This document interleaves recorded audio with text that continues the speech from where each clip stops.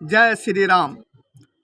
भक्तों, आज मैं दशरथ जी के बारे में कुछ बातें बताने जा रहा हूँ, जो एक बार वे कैसे नारी बन गए थे, जिसका उल्लेख दक्षिणी भारत के मंदाकिनी रामायण और दशरथ कथानक में है।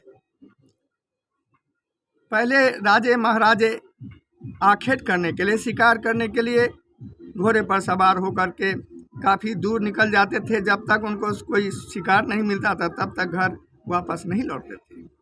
महाराज दशरथ भी शिकार करने के लिए बहुत दूर निकल गए, अपने राज्य से भी दूसरे राज्य में चले गए। शिकार नहीं मिले कारण काफ़ी दूर निकल गए। रास्ते में उन्हें बहुत ज़ोरों से प्यास लग गई। वहाँ एक सरोवर दिखाई दिया जो श्रृंगी ऋषि के श्राप से श्रापित था। कहा जाता है जो उसमें सिर्फ इंद्रलोक की अप्सरा स्नान करने के लिए आती थी, उनके लिए वह सरोवर सुरक्षित रखा गया था, और जो पुरुष उसमें नहाएगा, जलपान करेगा, वह पुरुष से स्त्री बन जाएगा, ऐसा श्राप मिला था उस सरोवर को। तो महाराज दशरथ अपनी प्यास बुझाने के लिए उस सरोवर में गए। ज्यों ही जलपान करने लगे, उसी समय वे जलपान करते ही सुंदर स्त्री के रूप में परिवर्तित हो गए। अपना रूप देख करके राजा दशरथ बहुत चिंतित हो गए। उनको पहले जैसा स्मरण शक्ति था ही, जब मैं राजा हूँ कैसे जो है स्त्री बन गया। वो बहुत फूट फूट करके रोने लगे, इधर उधर घूमने लगे। तब उसी समय आखेट करते हुए अंग देश के राजा रोमपाद वहाँ आ पहुँचे। उन्होंने उससे पूछा, महाराज से पूछा, जो तुम कौन हो, तुम कहाँ से आई हो? तो महाराज दशरथ बोले, जो मुझे पता नहीं है, मैं किसकी बेटी हूँ, मैं कहाँ से आई हूँ, इसके बारे में मुझे कुछ भी पता नहीं है। इस पर अंग देश के राजा उसकी सुंदरता को देख करके आकर्षित हो गया। उसने बोला, जब चिंता नहीं करो, तुम मेरे साथ चलो, मैं तुम्हें रानी बना करके रखूंगा। राजा दशरथ को इसके अलावा कोई और रास्ता नहीं था। वे सोच रहे थे, यदि मैं इनके साथ नहीं जाता हूं तो कोई ना कोई मुझे पकड़ करके ले जाएगा। इसीलिए यही उचित वो समझ करके उनके साथ चले गए, और वहाँ जो है उस अंग देश के राजा के साथ विवाह उनका हो गया।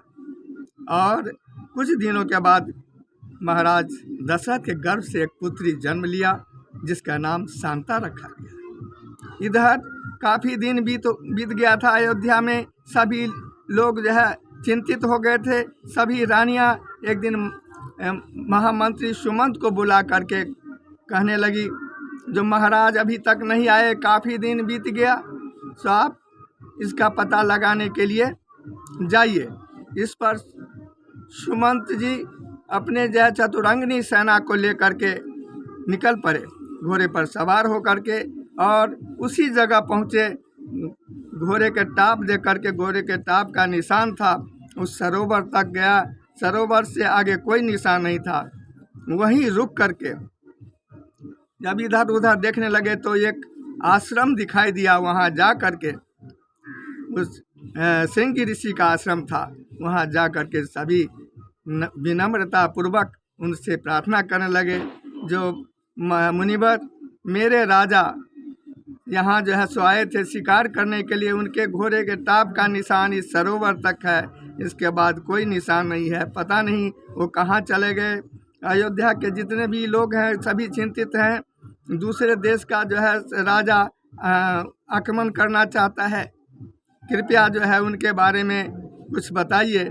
तब उन्होंने कहा, जो देखो, वह सरोवर मेरे तपोबल की शक्ति से श्रापित है, उसमें सिर्फ इंद्रलोक की अप्सरा ही स्नान करने के लिए आती है, और जो पुरुष उसमें स्नान करेगा, जल पिएगा, वह पुरुष से स्त्री बन जाएगा।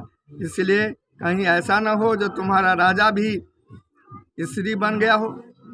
तब फिर जो है सुमन जी सभी जो उनसे जो है प्रार्थना करने लगे, कृपया अपनी तपोबल की शक्ति से उनके बारे में सोच करके बताइए, जो मेरे राजा कहाँ हैं।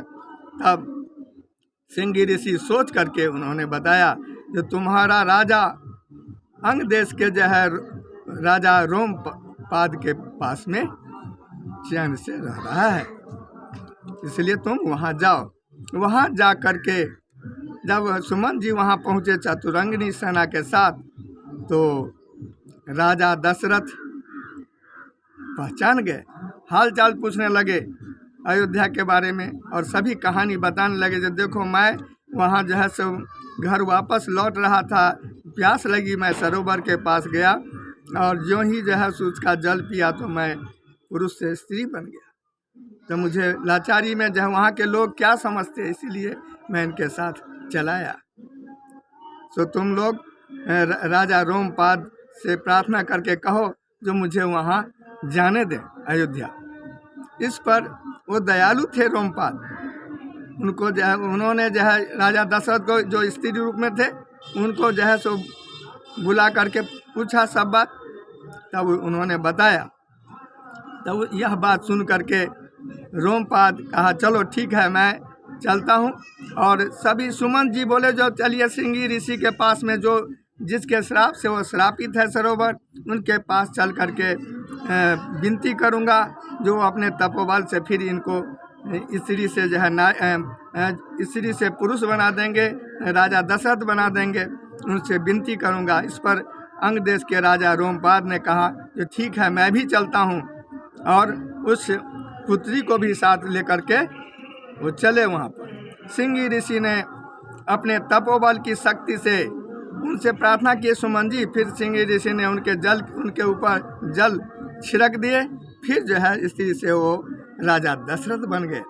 और रोमपाद उनसे कहा जो आप तो श्रापित हैं, आप रावण ने, मतलब उनको पता था जो रावण जो है ब्रह्मा जी से जब वरदान प्राप्त कर रहा था उस समय वो मांग लिया था, जो आप एक ऐसा भी वरदान दीजिए जो दशरथ को कोई संतान नहीं हो, उससे कोई संतान नहीं हो। इसलिए यह जान करके जो है रोमपाद ने कहा जो आपके भाग्य में तो कोई संतान नहीं है, इसलिए इस पुत्री को अपने साथ लेते जाइए। उस पुत्री को साथ अयोध्या ले गए और बाद में उस पुत्री का विवाह सिंगी ऋषि से कर दिए। तो भक्तों, यदि हम धर्म के मार्ग पर चलेंगे अनेक परेशानियां हमारे सामने आएंगी, लेकिन उस सब परेशानी का समाधान निकल जाएगा। इसलिए चिंता नहीं करना है, धर्म के मार्ग पर चलते रहिए। फिर अगले वीडियो में मिलेंगे। जय हिंद, जय भारत।